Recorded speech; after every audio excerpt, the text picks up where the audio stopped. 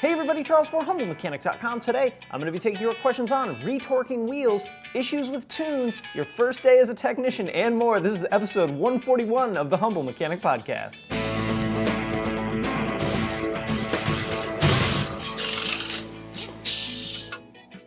All right, to get a question on a show like this, email me, charles@humblemechanic.com, and be sure to put question for Charles in the subject. You guys have also been doing a really awesome job at asking the question right at the top, mashing the enter button a few times, and then giving me the details. That really does help me skim the questions a lot faster. I get hundreds of emails a day, and that's really the best thing you guys can do for me is put question for Charles in the subject and then ask the question right away and then give me the details down below. So thank you all very much for helping me with that.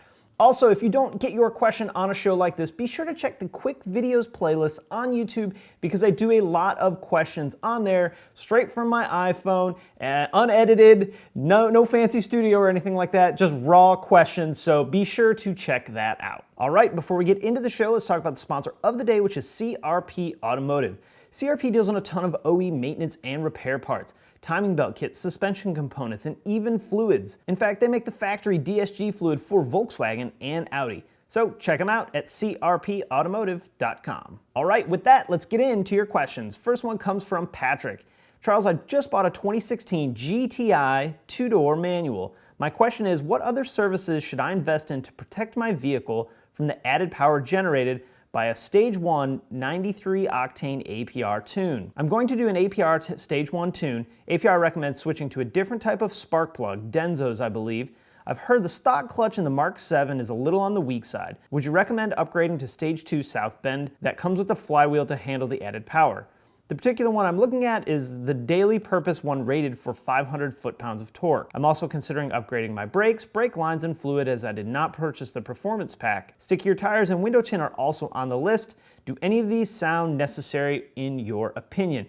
Patrick, great question. So an APR tune, like the straight APR tune, I don't think you need, right? I don't think you need any of those things.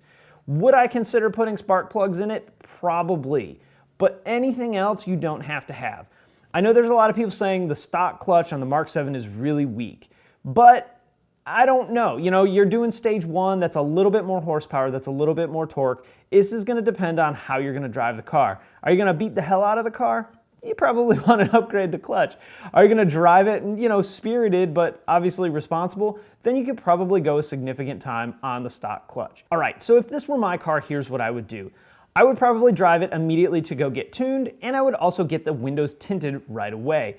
I love window tint, and these cars shine with an engine tune, so I would do both of those right away. I wouldn't jump into the clutch right away. I wouldn't jump into new spark plugs right away. I definitely wouldn't jump into brakes right away before I put some miles on the car and see what it needs. Tires might be one thing that I would really consider, depending on which tires your GTI has on them. So consider that kind of a secondary one after you do the tune and after you do the tint. I don't think your car is gonna need, as in it has to have, a new clutch in order for you to really enjoy driving this car. And here's the thing, if you burn up that stock clutch, it's gonna pretty much cost you the same amount of money to replace the clutch then as it would if you were just to, say, put 500 miles on it, then immediately put a new clutch in it. So I would drive it and see how it performed. If you feel like the clutch is slipping under heavy load, put a clutch in it.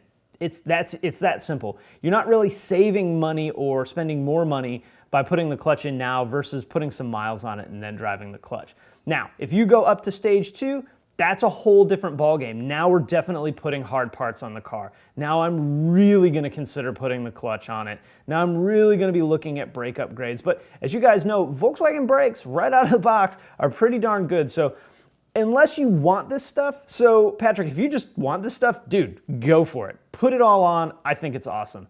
But if you want to plan a build intelligently, then do it in steps. See what the difference is between your car tuned and not tuned. See what the difference is between an intake and not an intake, an exhaust and not an exhaust.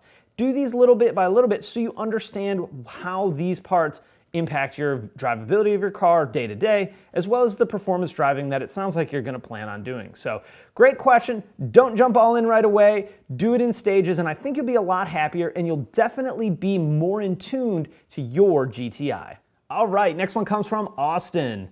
Hey Charles, I'm looking for some advice. I'm new in the field of automotive. I've been going to school for automotive tech at a local community college and working part-time as a motorcycle technician at a local dealership. A good friend at the dealership in the shop got me in touch with a friend of his to work at an independent shop. The owner wants me to come down and work for a few weekends to see if this is something I would like to do.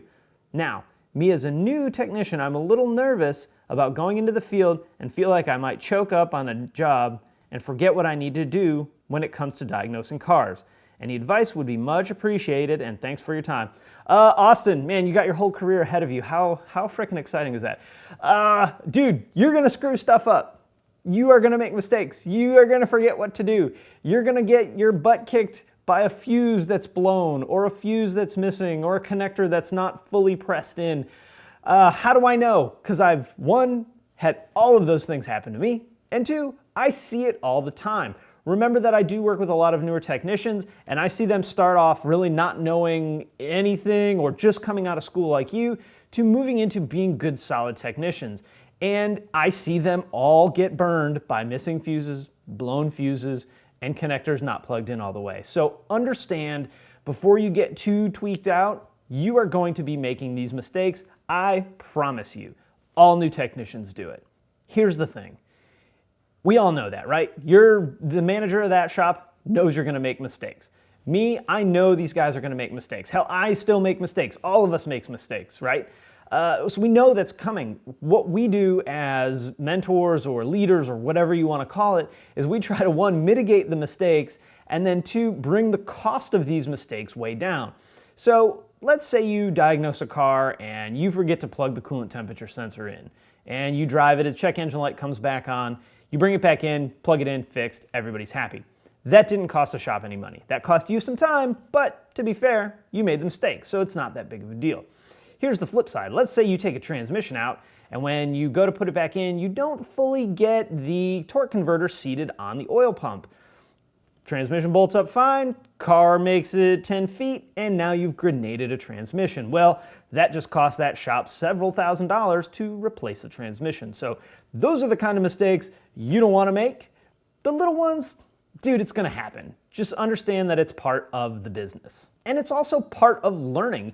I promise you that once you make that mistake, odds are you're never going to make that mistake again. You might do something similar, but odds are you will learn from it. And I also always recommend everybody learn from the guy next to you when they make mistakes, and trying to never make their mistakes either. It all comes down to how you handle it. If you handle it well, if you own it, if you take responsibility for it, if you do what you got to do to make it right, everything is cool. And learn from it, right? Then everything's cool. If you try and blame someone else for working on their truck in the shop, and then like your head's all cloudy with diesel fumes because he was working on his diesel truck, you're just a jerk. I don't want to work with you, and I promise you it won't take very long for people to see who you really are when you behave that way. So, dude, if you make a mistake, own it, apologize for it, make it right, learn from it, and you'll be just fine. So, I would work a couple weekends. Hey, look, the worst that's going to happen is you make some extra money on the weekends and decide that it's not for you. The best thing is you get in a really great independent shop with a really good mentor, someone that can teach you how to fix cars, right? Because we know automotive tech school isn't going to teach us everything that we know. So you're in a good shop, you got a good mentor, and that is a great way to start your career. So good luck, Austin, man. Shoot me a message and let me know what you decide to do. All right, next one comes from Andrew. My friend has a 2003 Audi A4 that has a 1.8 turbo. The car, thankfully, Andrew, I'm not sure why this is a thankfully, but I'm going to just bear with you here, and we're going to see what happened. The car thankfully jumped timing after taking it to a backyard mechanic. I can say that because I'm a certified front yard mechanic, and warped 2 exhaust valves on cylinder 1. So we commenced to rebuilding the top end. Him controlling the playlist and holding the light, me cursing, spitting, bleeding, etc. All very familiar things being a technician I can relate to. So we finally got it done, but it has 3 codes. It had 2 before this build, but I'd like to get them fixed. It has a P0118 code, which I think is my own fault from where I didn't correctly ground out a temp sensor. Then there is a P0171, which is a system lean code, and a P0420, which is a catalyst efficiency code. I feel like they're connected and it's a vacuum leak. So my question is, what are some good places to look on this motor for possible vacuum leaks? Also, it has 130,000 miles on the engine, and there's a slight shake under acceleration at 50 plus miles per hour. I think it's a CV joint going out because I've heard they're about due at this point in time. All right, Andrew, so a lot going on, right? We had bent valves, and then now we got codes, but we had some codes before. Let's assume, because we have to assume this, that everything you guys did was absolutely 100% perfect. Let's assume that the timing chain's not stretched at all. Let's assume that there's no other damage to any other valves causing an issue. Let's assume all those things. This 1.8 turbo has a ridiculous amount of vacuum lines and vacuum hoses on it. I did a video about diagnosing check engine lights on my Passat, right, my personal car. That's the same engine that this Audi has. So I'm gonna link up, right, when the card comes up right here, click that video and watch that video. That'll show you some of the vacuum lines that you need to inspect. There's a ton of them, PCV valve, all the lines that run around the side, all the check valves, the evap system, you need to inspect all of that. We also, because we had the head off, we need to make sure that our exhaust is seated properly, our turbo is seated properly, and make sure that we didn't leave something loose. I know I said we're gonna assume we did everything right, but that's a really big assumption because there's a lot of parts that go onto that head, and it could be something as simple as a rolled gasket for the PCV or a loose intake manifold bolt. It really all depends. So visual inspections are your friend here, as well as you can do like a propane enrichment test. Just be really careful, please, and try and really isolate where this vacuum leak is coming from. And you're right that the CAT code and the lean code very well could be related. So I would start with the system lean fault. You can also go into, if you have VADCOM, go into measuring value block 32, look at your fuel trim, see how far out it is, watch that video again, we talk all about fuel trim. I'll put another link to another video about system lean specifically. In case you're concerned about that, you can use that video to understand a little bit more about what's going on in that Audi when it shows you a P0171 fault. So 2 videos you gotta watch and then dive in, again, visual inspections. As far as the vibration, well, this is a tough call. There's so many things that can cause vibration in that car. Axles are definitely one of them. Also make sure that that other axle that's already been replaced is a factory axle. Those cars hate non-OEM axles. They either don't fit, they don't have the right number of teeth for the ABS, so I've had cars where the ABS light comes on at about that speed. Make sure you have factory axles.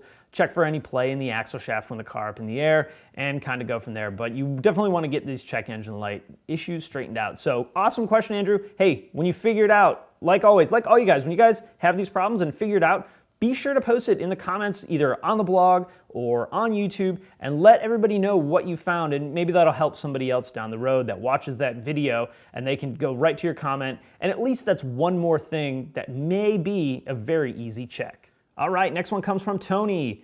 I have a 2010 GTI with a REVO Stage 1 tune. Lately I've been getting a P0507 code that will not reset. Idle doesn't fluctuate. When decelerating, it's a bit rough when it drops around 1,000 to 900, then drops to 800, then the car smooths out. Car runs great, but keeps getting code. I've replaced the PCV, the throttle body, spark plugs, coils, and math. I checked for intake leaks using a smoke tester and found air temp sensor leaking. I replaced the O-ring, checked again, no more leaks anywhere, but still getting the code. Car drives great, I'm baffled. Tony, okay, so we have a tune, so we need to keep that in mind. There may be something squirrely going on with this tune. We're not gonna forget about that, but the number one thing I want you to do is check for oil leaks. That TSI engine is really good about setting idle faults or lean faults when it has an oil leak. Because everything is monitored so tight, the tolerances are so small that a small oil leak can cause the car to act squirrely and store a system lean fault. Something as simple as leaving the dipstick up a little bit will turn the check engine light on these newer generation cars. So it doesn't have to be much, man. It can be the lower timing cover, it can be the rear main seal leaking, it can be the vacuum pump leaking. Any of those things can cause the car to pretty much run okay, but it will trip the check engine light. So I would also, with VADCOM, you mentioned you checked it with VADCOM, go into value block 32, see what your fuel trim is, go into, I think it's 2 or 3, and see where your idle, where your airflow meter readings are at, and kind of go from there. If everything else is stock, check for oil leaks. That would probably be the starting point. From there, man, you've put a lot of parts on it, so it's going to be really hard to tell. But I would say if you don't have any vacuum leaks, time to jump on the horn with REVO and ask them and see if maybe they're having an issue with a tune, or maybe they can actually download, you can upload a file to them or something, and they can look at it and see, because maybe there is an issue with the tune. It's really hard to tell when you have a tune and potentially an issue, or whether the tune is the issue itself. So good luck, man, and maybe it's just something as simple as the O-ring on the dipstick. All right, we have time for one more. This one comes from Matt. I've been following your show for about a year and I really like your videos. Thanks, Matt, appreciate that. I have a question I'd like to ask. Do I need to retorque lug nuts after driving a certain distance, say 200 miles or so? I'm a casual DIYer and I do most of my maintenance myself. I heard somewhere that after initially torquing the wheels, say during a rotation, mount and balance, that you need to retorque the lug nuts after driving a couple hundred miles. This has always been a concern that my lug nuts aren't tight enough, but whenever I go to retorque them, they seem to be tight enough. I have a 2013 Honda Accord Coupe and an '08 CR-V. Thanks for your response. Okay, Matt, I've heard this as well, right? And it came to me from one of those tire stores that gives you a really good discount on tires. And it was always, hey, we just put new tires on your car, come back in 200 miles and let's double check the torque. I have put a lot of cars on tires. That's kind of true too, but I've put a lot of tires on cars. I have went and asked a customer to come back in 200 miles so I could retorque them this many times. That's a big old fat 0 times. I have also had wheels come off a big old fat 0 times as well. So I don't think that this is something that needs to happen, because if it did, dude, there'd be a ton of cars running around out there for that 200 miles with potentially wheels that aren't torqued down properly, right? Here's the thing. If the wheels are properly torqued the first time, then it's not a problem. If there's concern that the wheels aren't properly torqued the first time, well, maybe coming back in 200 miles isn't a bad thing. So what do I mean by properly torqued? You know, cross the star pattern, torqued that way, torqued to the proper spec, whether it's with a torque stick or a torque wrench. I use a torque stick. I know a lot of people don't like that and, you know, only use a torque wrench. That's fine. Whatever you're into is cool with me. This is also making sure that the wheel surface where it mates to the hub is clean. Make sure the hub that mates to the wheel is clean. Make sure you have the right wheel bolts or lug nuts, whatever your car uses. And all that stuff has to be clean. It has to be proper to make sure that you get the right torque, the even torque on the wheel. Now, I can see a situation in the aftermarket with aftermarket wheels that maybe this would be a thing, perhaps certain wheel compounds, perhaps certain wheel bolt or lug nut and wheels together might loosen up, but I feel like if you torque it right and then in 200 miles it's already torqued wrong, what's to stop it from the next 200 miles to not being torqued right? So I've never done it, not one time. I've heard of it as well, and like I mentioned where I had heard that. So I'm not all in on that. I don't ever do it. I've never had a wheel come off. None of my professional colleagues do this either, because honestly, here it is. It's a waste of time. It's a waste of your time, and it's a waste of the customer's time to have to come back in a week to make sure that you tighten their wheels properly. That wouldn't give me a ton of confidence in the place that I was at, but also remember that some of these places are huge corporations. Sorry, huge corporations. And they have a ton of lawyers and policies and procedures to make sure that everyone from the rookie off the street to the shop foreman does it the exact same way, and maybe that's just one of their policies. So, like I said, I don't do it. I don't know any of my professional colleagues that do. It just doesn't make sense to me how after 200 miles wheel torque might not be right, unless it wasn't right the first time, then that would make sense. And you know what? Maybe that's why they do it. So great question, and here comes the question of the day. What do you guys do? Torque it once and done? Do you ask your customers to come back? Have you ever had to go back to a shop and have them retorque your wheels? Hopefully not after a wheel fell off. But that, my friends, is gonna be the question of the day. So I'm gonna wrap it up there. If you guys have any other questions or comments about today's show, post it in the comments section below. Hey, if you like the video, throw it a thumbs up on YouTube. I really do always appreciate that. You can also subscribe on YouTube or on the blog at humblemechanic.com. You can follow me on Facebook, Twitter, Instagram, the blog, and obviously right here on YouTube. Hey, that subscribe button, I forget which way it is here on this one. Hit that, that'll help you subscribe right away. All right guys, thanks for watching, and I will see you next time. You may also have noticed the studio is quite a bit different. This camera right here, the studio is still the same. This is the backdrop for a different set of videos. I'm gonna actually leave it down for a little while to kind of get rid of this little bit of curviness here and crunchiness kind of right here, and there's another one right over here. But I don't know, something a little different, something to change it up. But don't worry, the toolbox, sticker toolbox, you guys can see it right over here. Still there, not going away anytime soon.